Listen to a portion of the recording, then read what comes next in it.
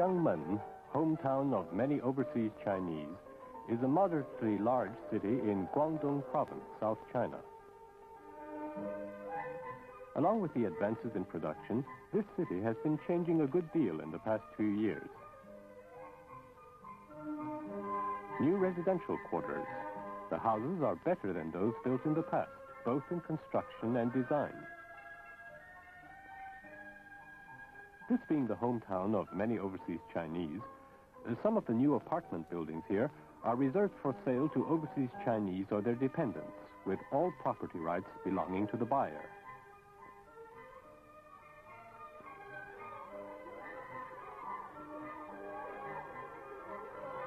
Newly built schools and children's centers provide good educational facilities for youngsters.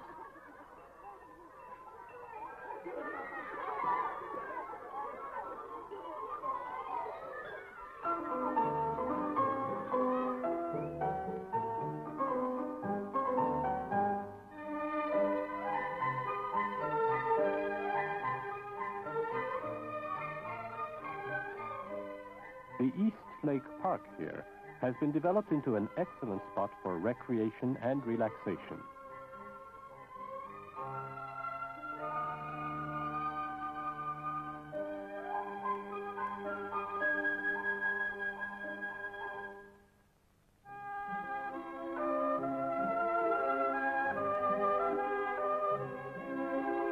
Recently, we visited Pei Changhui, a former high-ranking Kuomintang general who revolted and crossed over during the War of Liberation.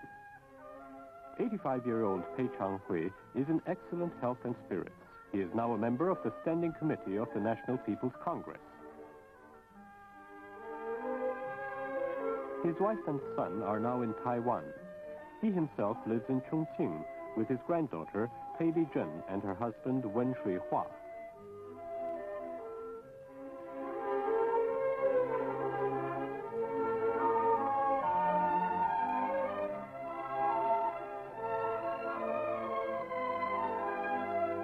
His 5-year-old great-granddaughter, Xiao Xia, provides him with a lot of entertainment. Even so, he often thinks about his dear ones in Taiwan, with whom he has been separated for so many years. On holidays and festivals, one thinks even more about one's dear ones. These words fully express Pei Changhui's feelings today.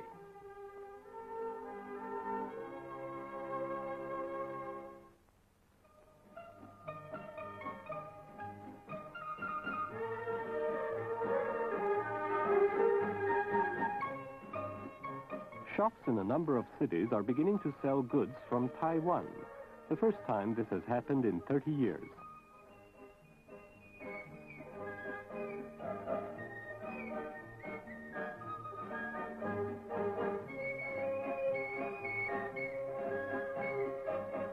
Products from Taiwan are displayed together with those produced on the mainland.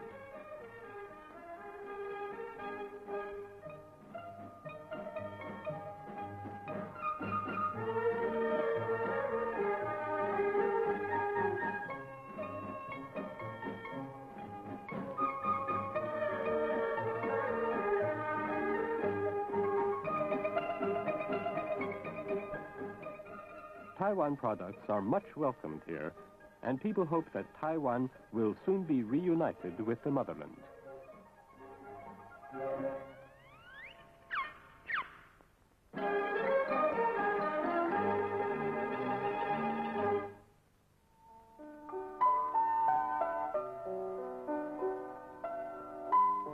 Yu Xibin, a technician at the Liaoning Province Silkworm Research Bureau, has for many years been studying the problem of thoracic and abdominal transparent disease in tussa silkworms, and has come up with some good results. Tussa silk is a special Chinese product. More tussa cocoons are produced in China than in any other country in the world. The disease is a new one, and since it is highly infectious, it poses a grave threat to the industry.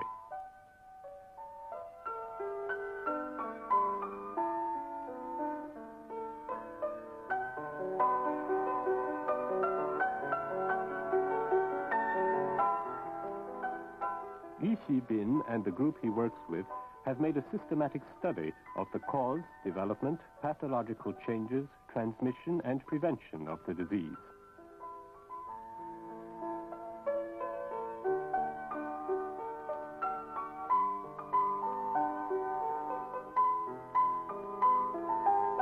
They found that the microbe responsible for the disease is a new kind of streptococcus, which they have named Tussa streptococcus.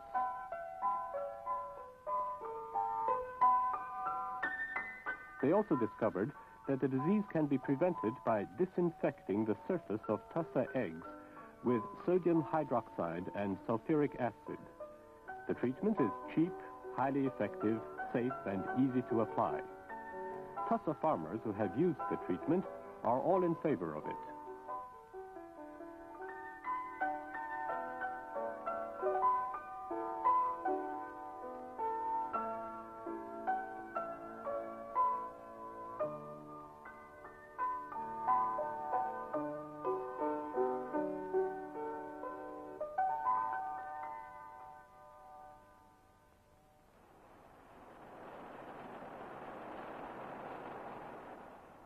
There are many art lovers among workers and staff members in China, and more facilities are being provided for them to develop their talents. Like textile worker Wang Min, many girls love to dance. For them, there are dancing classes with professional instructors at the workers' cultural palaces.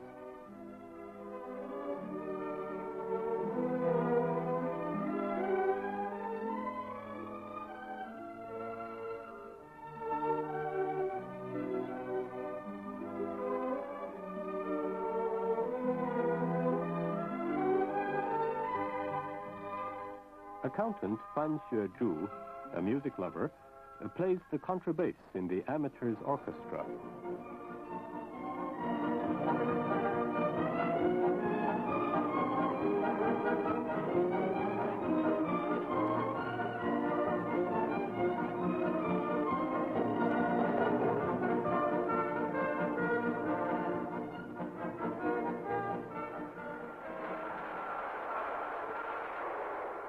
This electrician's name is Teng Xinhua, and this is what she looks like on the stage.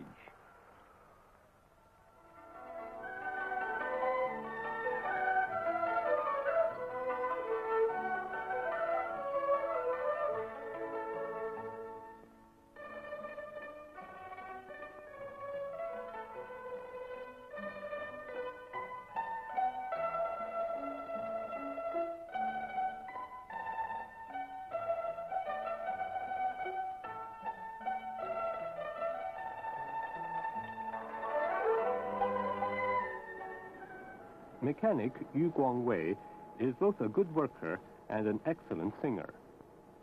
Right now, he is performing a Taiwan folk song he has just learned.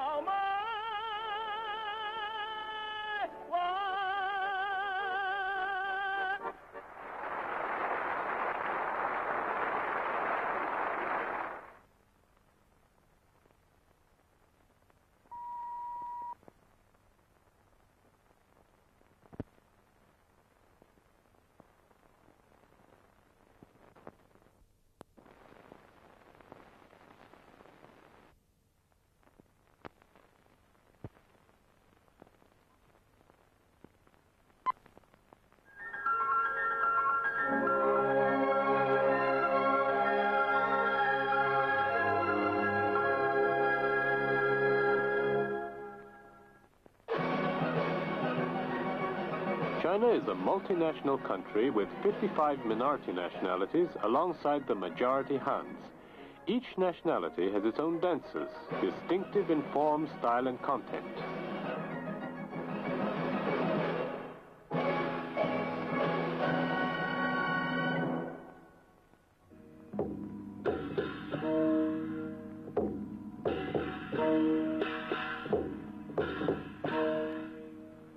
This is the peacock dance of the Thai nationality living along China's southern border.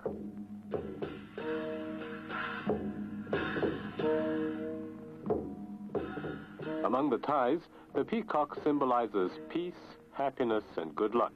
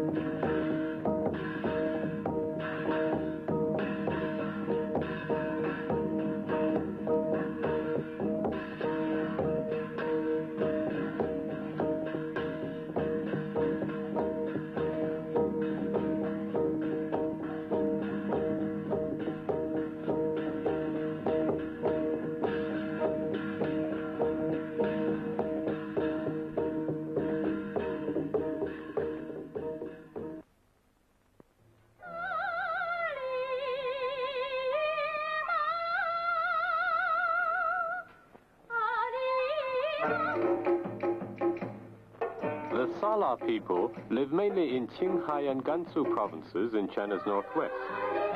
One of their heroes is a girl called Alima. She is noted for her wisdom, courage, and industriousness.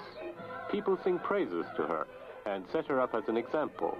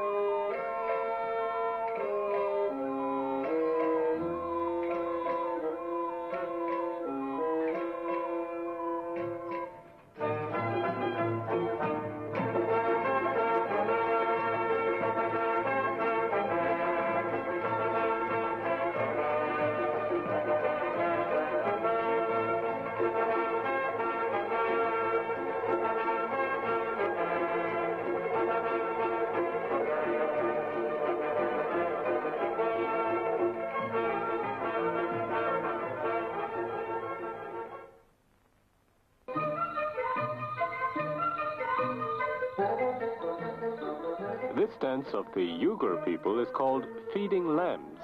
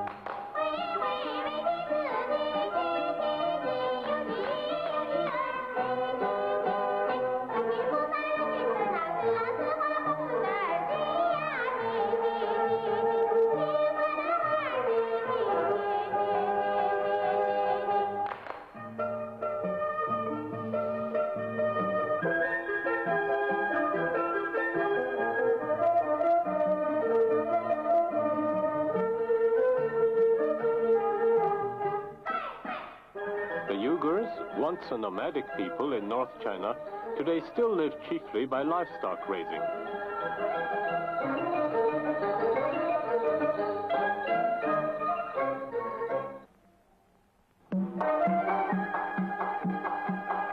instrumental orchestra of the Uyghurs, whose home is in Xinjiang in China's northwest.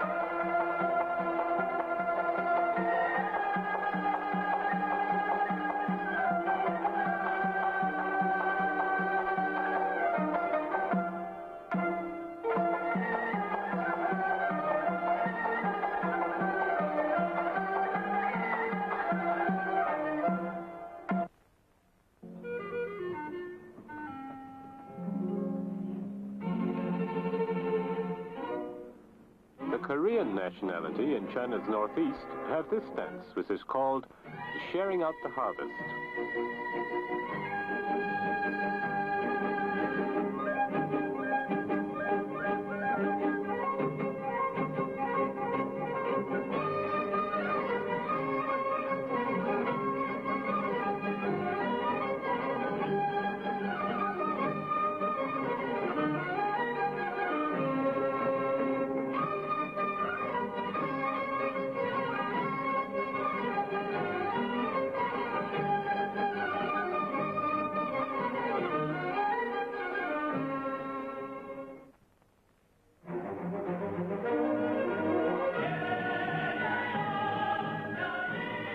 Fighting Bulls, a dance by the Shui people in southwest China.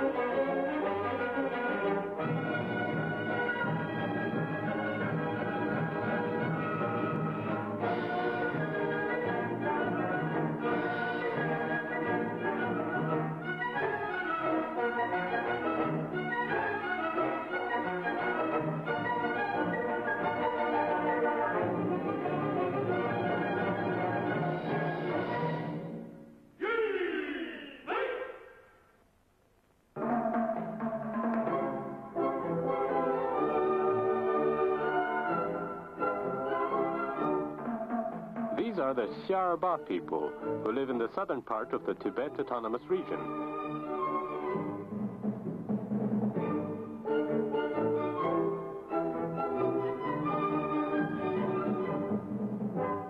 This dance, Spring Comes to the Xiarba, is rich in local color.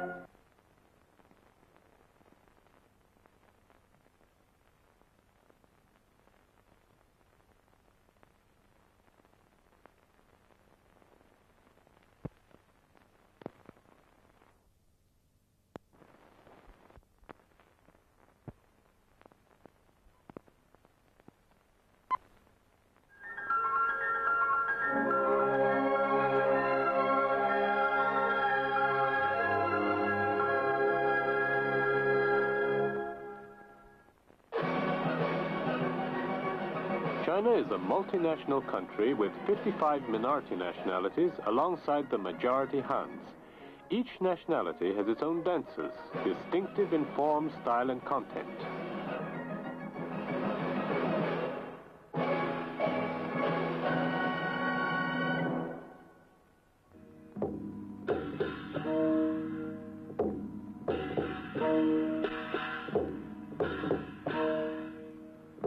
This is the peacock dance of the Thai nationality living along China's southern border.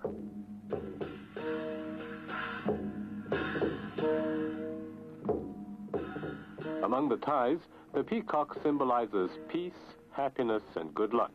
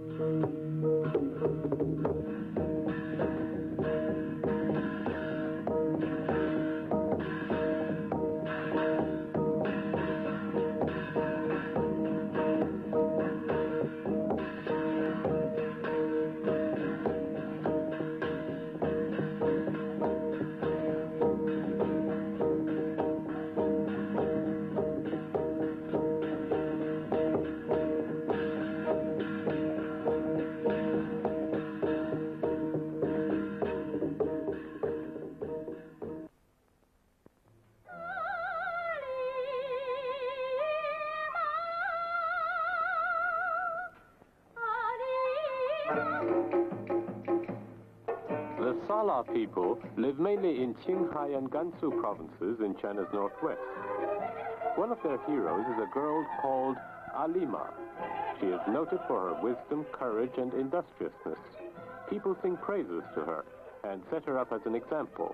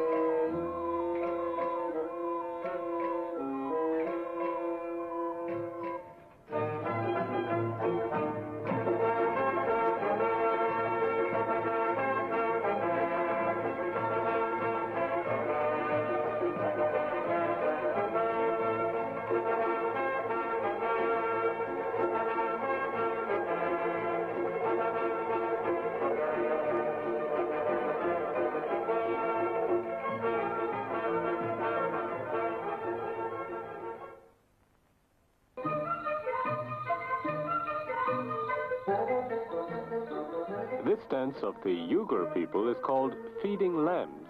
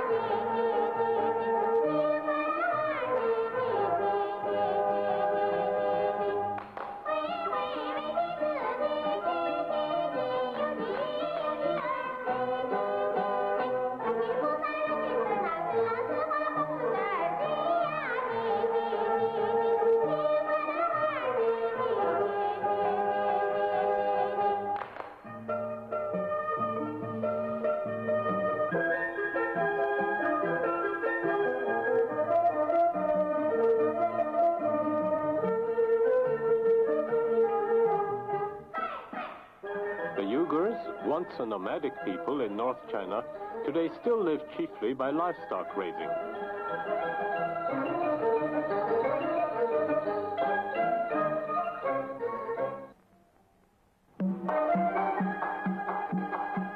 An instrumental orchestra of the Uyghurs, whose home is in Xinjiang in China's northwest.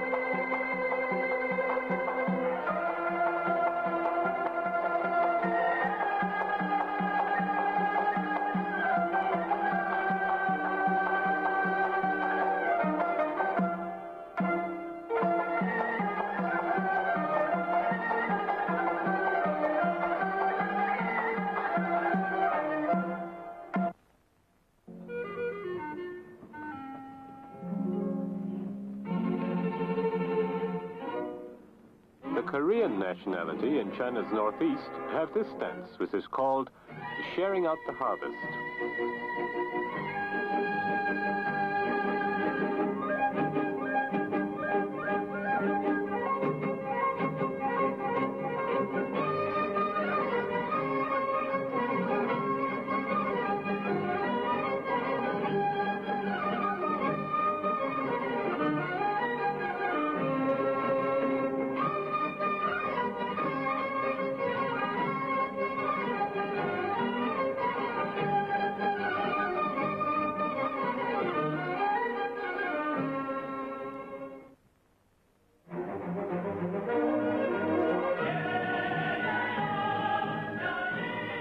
Fighting Bulls, a dance by the Shui people in southwest China.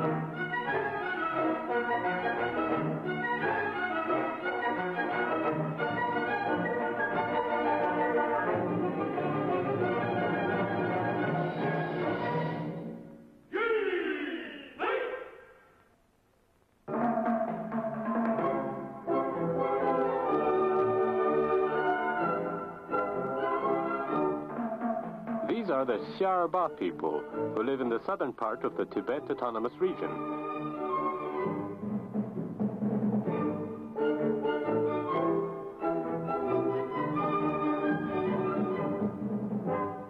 This dance, Spring Comes to the Xiarba, is rich in local color.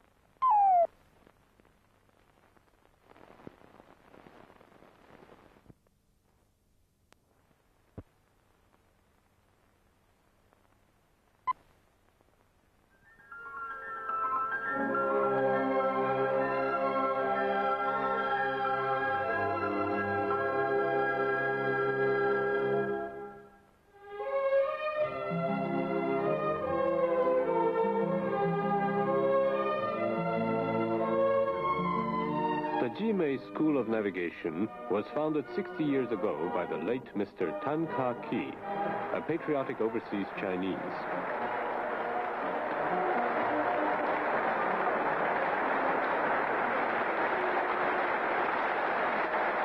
Alumni, now working in China or abroad, as well as faculty and students, gather to celebrate the school's 60th anniversary.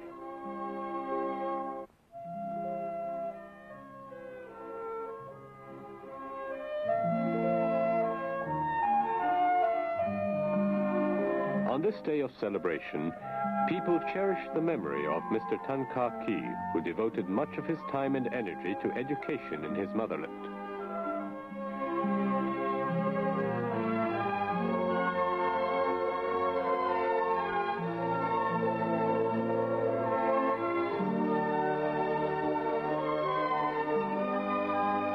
The school has kept up high teaching standards, which is why its graduates are welcomed and trusted in the maritime world.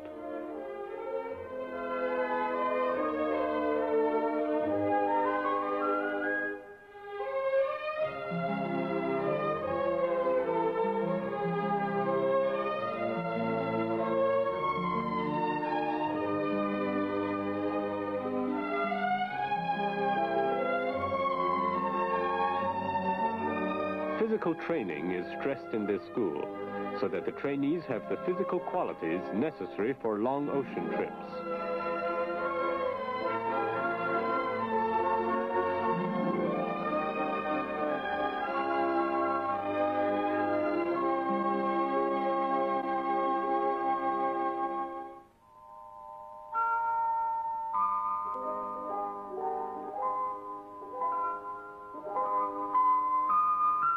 Wood ears, a type of edible fungus, are widely used in Chinese cookery and as a tonic in Chinese medicine.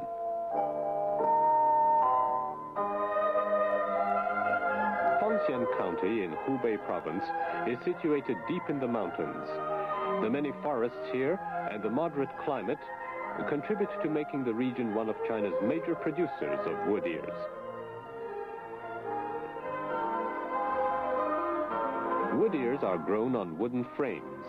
Formerly, cultivators relied on natural dissemination of spores. Now, wood ears are seeded artificially, and scientific growing methods have considerably raised both the quantity and quality of the crops.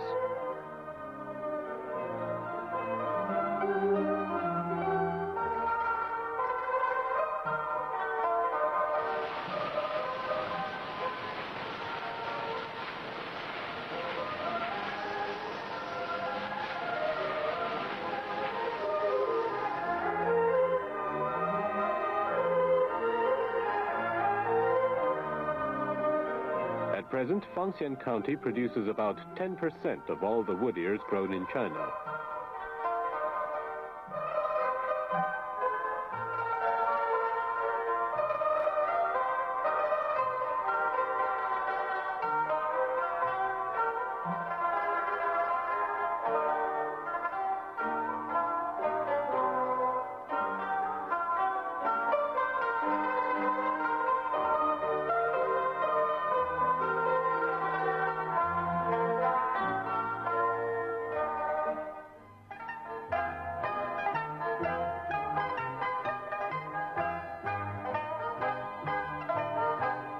Fei Yintao is an expert in Chinese traditional martial arts, and everyone in his family practices them.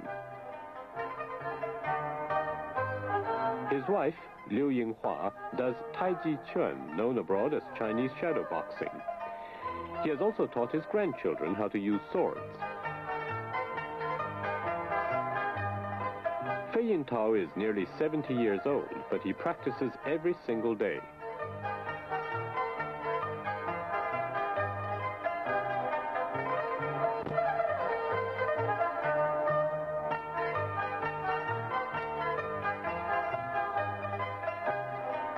His youngest son, Fei Yuliang, has learned the form of boxing known as drunken boxing.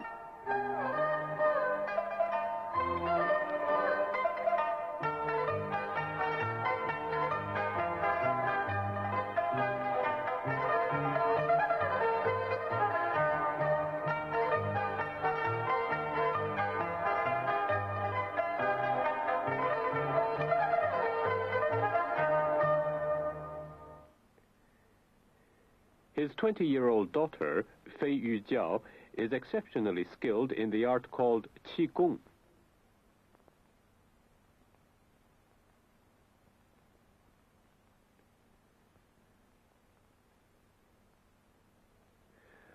A slab of stone weighing several hundred kilograms is placed on her, and 5 men stand on top of it.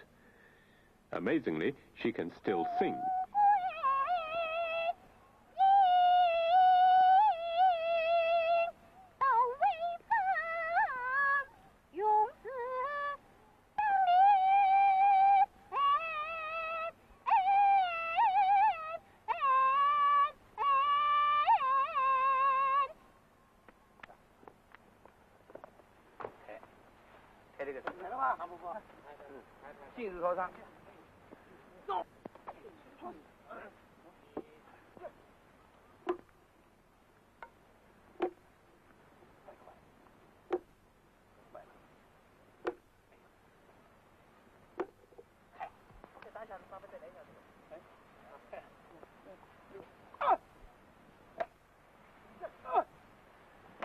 There's no need to worry about her.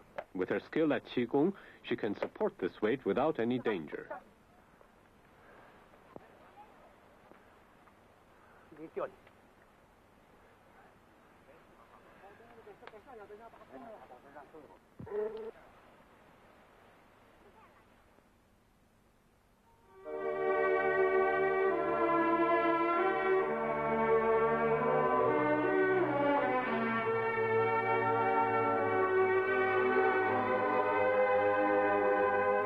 Professor Zeng Chenghui, director of the Institute of Oceanology under the Chinese Academy of Sciences, is an expert on marine algae.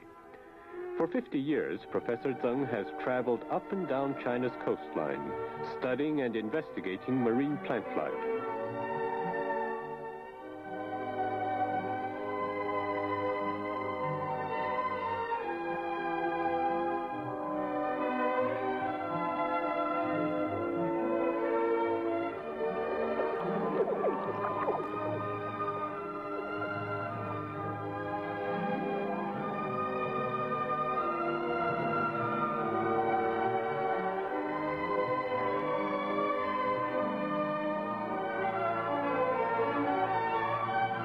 Every time he comes back from a trip to the sea, he starts at once to analyze and mount the specimens he has collected.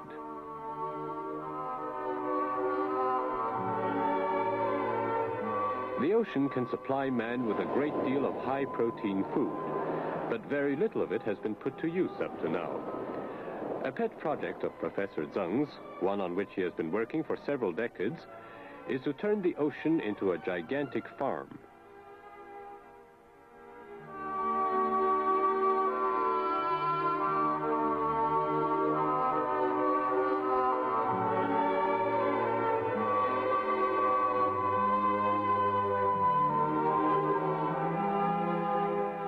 He and his assistants have made a series of studies and bold experiments in connection with China's production of kelp and laver, a type of edible seaweed. Today, as far as cultivating techniques and overall production of kelp and laver are concerned, China ranks among the foremost countries in the world.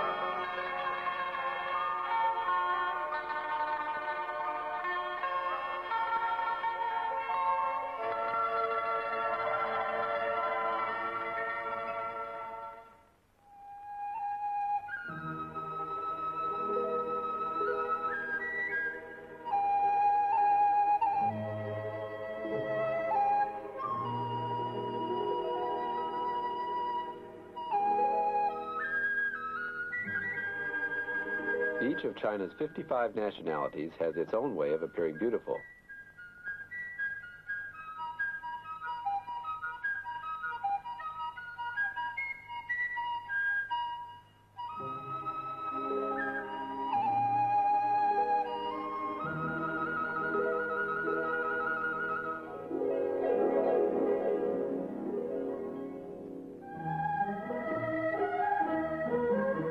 Of the Dai nationality of Yunnan province decorate their hair with strings of brightly colored flowers.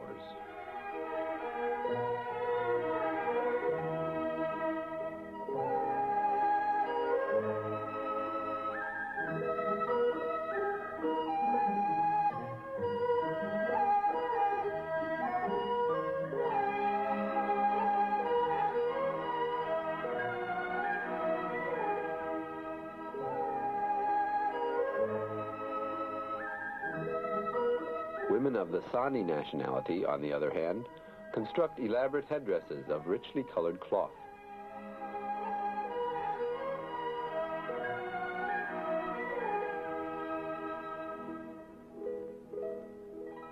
According to Sani legends, the designs of these pieces were originally inspired by the rainbow.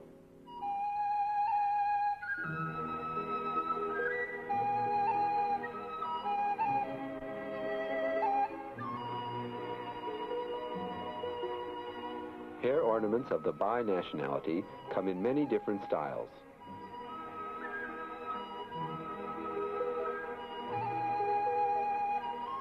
There are more than 20 nationalities living in Yunnan province, and each has its own characteristic hair decorations.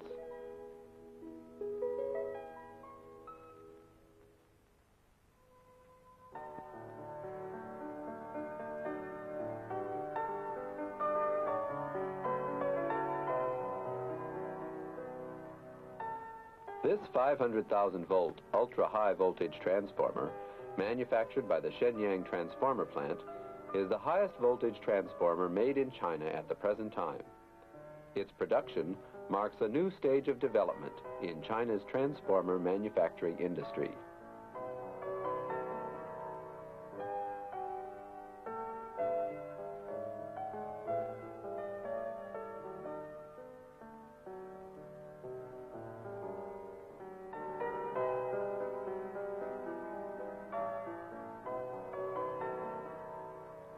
This transformer will be installed as part of a new 500,000-volt ultra-high voltage transmission line in northeast China.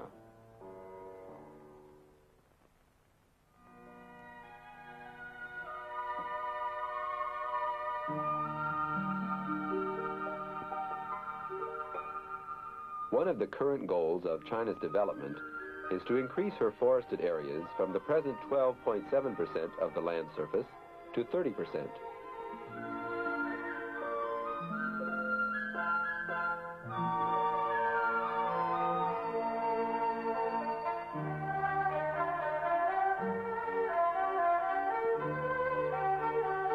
This is the sapling raising facility of the Daxingguo Forestry Bureau in northeast China.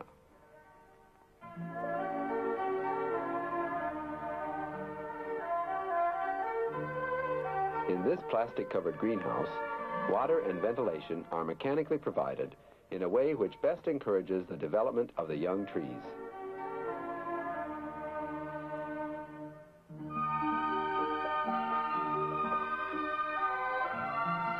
New techniques have been adopted for raising saplings. The growing period has been shortened, the survival rate has been improved, and the quality of the saplings is excellent. Now afforestation can be carried out during the 3 seasons of spring, summer, and autumn.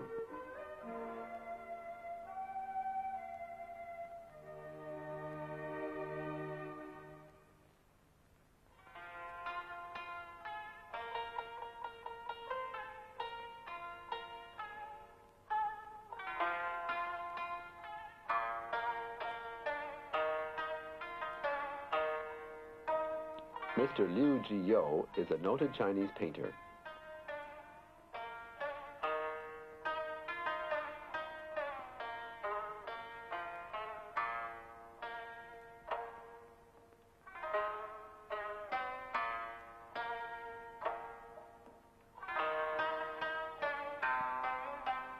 While he paints a wide variety of subjects, his specialty is painting animals.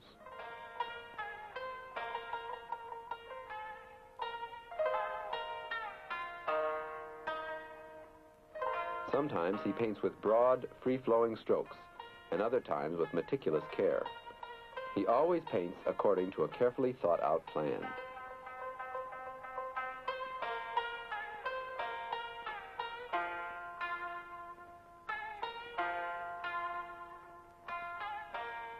Mr. Liu's works are often exhibited internationally.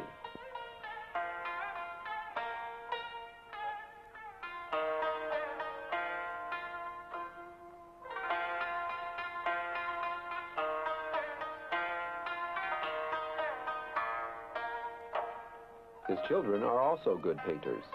Here is the eldest daughter, Liu Chang.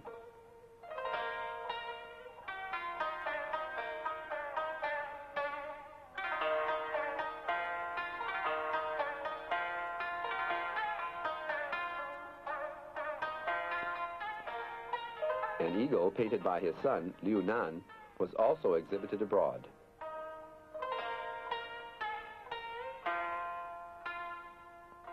The youngest daughter, Liu Kui, who paints wolfhounds, has been praised for her skill.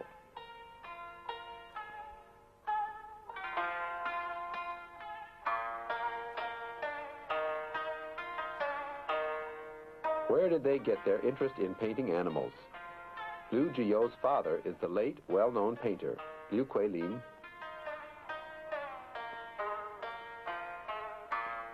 Liu Kuilin's animals are uniquely lifelike. This is truly a three-generation family of painters.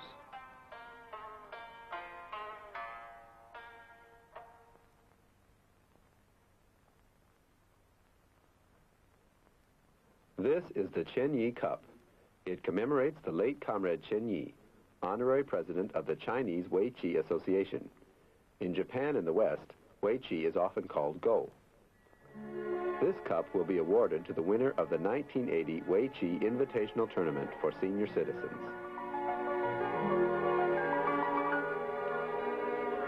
Vice Premier Fang Yi of the State Council is attending the competition.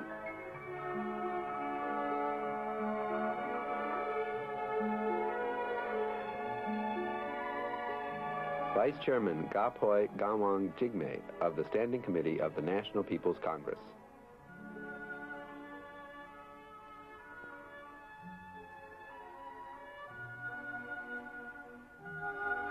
Returned compatriot from the United States, Mr. Miao Yuntai. Members of the Standing Committee of the Chinese People's Political Consultative Conference, Sung Xilian and Du Yumin. Competitors must be at least 50 years old. The only exception is Chen Yi's youngest son, Chen Xiaolu. His opponent is Xu Chunru, an associate professor of engineering physics at Tsinghua University.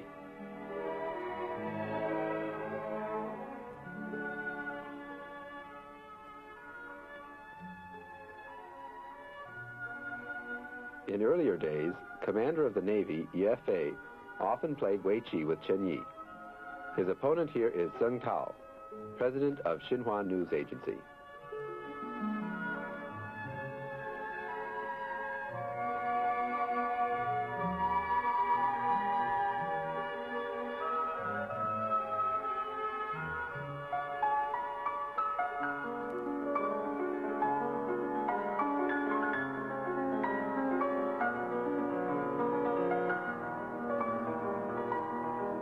After many tough matches, Ye Fei became the winner of the Chen Yi Cup.